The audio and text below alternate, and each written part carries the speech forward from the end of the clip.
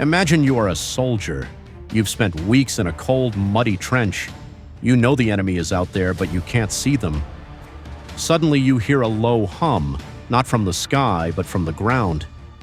A small metallic object no higher than a man's knee rolls around the corner of the trench. It doesn't breathe. It doesn't feel fear. And before you can even raise your rifle, it opens fire with surgical precision. This isn't a scene from Terminator or a Hollywood blockbuster. This is the reality of the front lines in Ukraine in 2026. Today on Next Republic, we are breaking down a terrifying and historic development in modern warfare. The moment a Ukrainian robotic ground unit intercepted and neutralized an entire Russian infantry squad. For months we've talked about drones in the air, but the war has moved to the dirt. We are entering the era of the Iron Infantry. Stay tuned because the footage and the facts we are about to discuss will change everything you thought you knew about the future of human conflict. To understand how a robot caught an entire Russian unit, we first have to look at the evolution of the Ukrainian Brave One initiative. In the early days of the war, it was all about FPV, first-person view, drones, cheap hobbyist quadcopters strapped with explosives. But as electronic warfare, EW, became more sophisticated, the sky became a graveyard for drones. Ukraine needed something that could operate under the radar, literally. Enter the UGV unmanned ground vehicles. These aren't just remote-controlled cars. We are talking about platforms like the Ironclad, the Camel, and the Fury. These machines are equipped with thermal imaging that can see through smoke, fog, and darkness. They are armed with 7.62mm machine guns or even anti-tank grenade launchers. Why is this significant?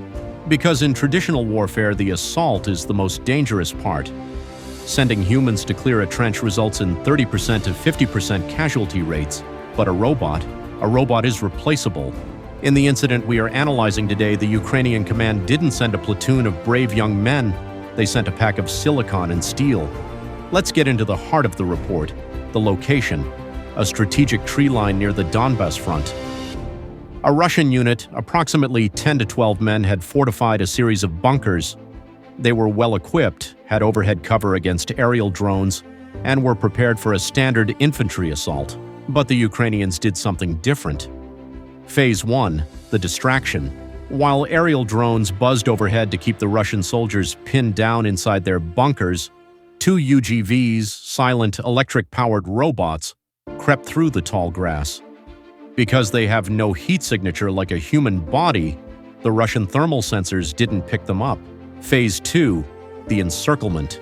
The robots positioned themselves at the exit points of the Russian trenches. One robot was equipped with a high-capacity machine gun, the other carried a heavy payload of explosives. They were operated via a fiber optic cable, making them immune to Russian radio jamming technology. Phase 3, the strike. The moment the Russian unit attempted to rotate their troops, the robots struck. It was a massacre of efficiency. The Russian soldiers, caught in the open, found themselves facing a Terminator that didn't miss. The sensors on these robots can track multiple targets simultaneously. Within seconds, the unit was pinned. Those who tried to retreat were cut off by the second robot. The most chilling part of the report?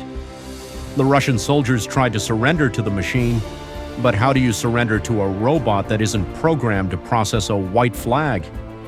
This raises a massive ethical dilemma that the Next Republic must address. When the trigger is pulled by an algorithm or a remote operator miles away, is there any room left for the rules of war? Let's talk specs for a minute, because if you're going to understand the Next Republic of warfare, you need to know the hardware. The primary machine used in these types of ambushes is often the Lyut Fury.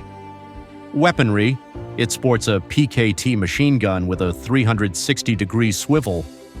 Armor: it's protected against small arms fire and shrapnel. Intelligence: it uses AI-assisted targeting. The operator doesn't have to aim perfectly, the computer identifies the human shape and locks on. Then there are the kamikaze UGVs. These are essentially landmines on wheels.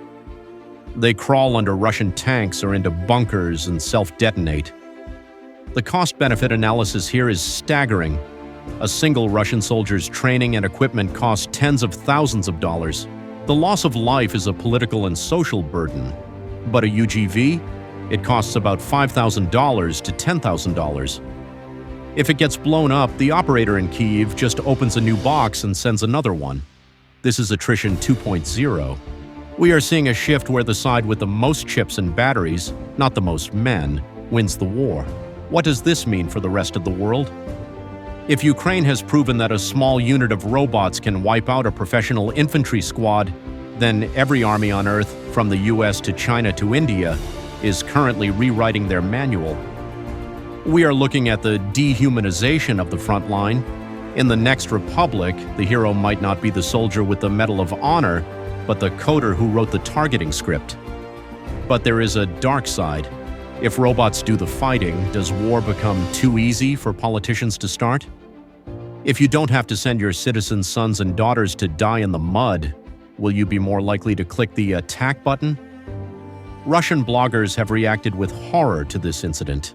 They are calling it unfair and dishonorable. But in war, honor doesn't win, results do. And the result of this robot ambush was a total Ukrainian victory without a single drop of Ukrainian blood spilled on that specific battlefield. The era of the robot soldier isn't coming, it is here. The ambush we discussed today is just the beginning. Soon we will see swarms of hundreds of these machines working in tandem. At Next Republic, we believe in looking at the world as it is, not as we want it to be. This is the new face of power. This is the new face of death. If you found this breakdown insightful, you need to be here every day. We are committed to bringing you the most cutting-edge updates from the world's conflict zones. Don't forget to hit that subscribe button and turn on notifications.